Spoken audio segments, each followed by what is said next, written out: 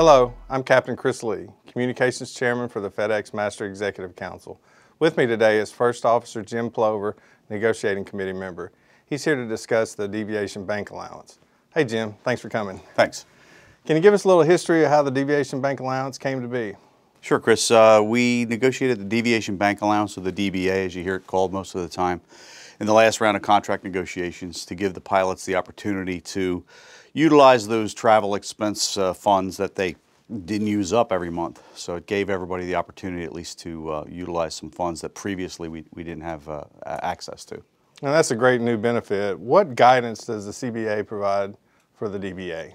Well, if you go into Section 8C2, that's the actual part of the CBA, it outlines especially, the specifics of how it works. It's not a particularly long section, but there's a lot of details in there that pilots should familiarize themselves with, and apply as you go forward in the expense report. What implementation issues have there been?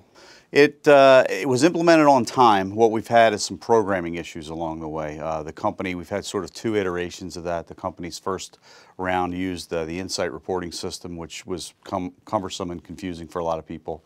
The second round was more of an automated system in the Fox expense reporting system. However, it required still a fair amount of pilot input, and it just wasn't all completely automated like it is now. But the final iteration, which is in there and in place and operating now, is completely automated, and it's completely transparent to the pilot. So is that where we're at in the process now? Yes, that's the current situation, or the current status is that it's available, operating, and it's in accordance with the collective bargaining agreement. Okay, can you walk the pilots through how this process works? Sure. I mean, in general, the basics, if you don't spend all of your deviation bank for a particular month, you have travel bank available and you don't spend all that money, the remaining funds, or the underspend for that month, is divided by 2, and that first is applied to any overspend from the month prior, and then if there is no overspend from the month prior, then those funds roll forward to the next bid month for use from that point forward. Now, what expenses can this bank cover? It can cover anything that's an authorized reimbursable expense, and pretty much anything that the company will typically pay you back for, ground transportation and so forth, the Deviation Bank Allowance will also cover. Are there any areas that it doesn't cover?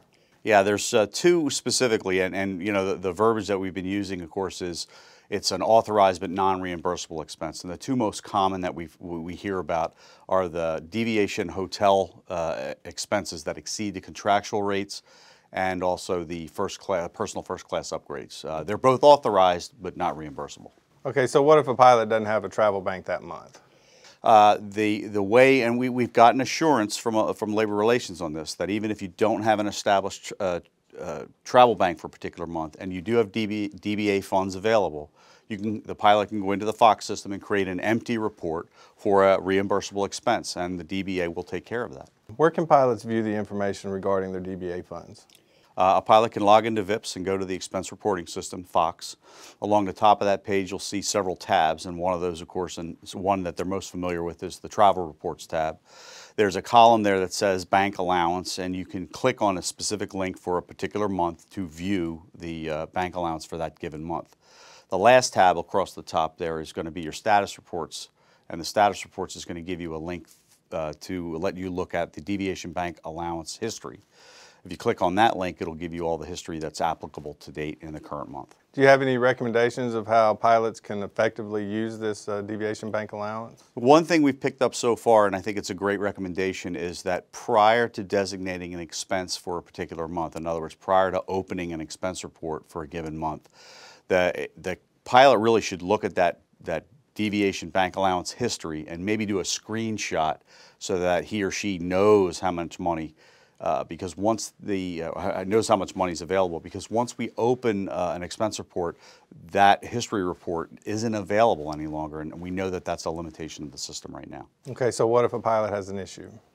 The first step, of course, is if you've gone through and you think that there's an inaccurate computation, or there's you believe you have DBA credit available to you and they haven't credited back. is to file an insight report. You can go right to the keyword DBA or Deviation Bank Allowance. It'll take you to the same place. There are a couple of FAQs in there somebody can look at if the question's already been answered before.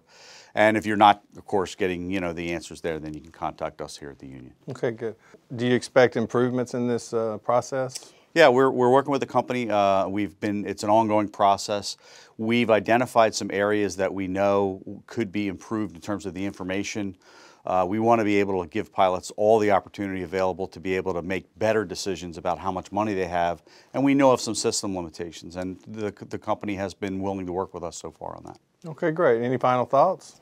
I think it's important, I think, that pilots understand that the benefit, first of all, exists and that it's actually up and running.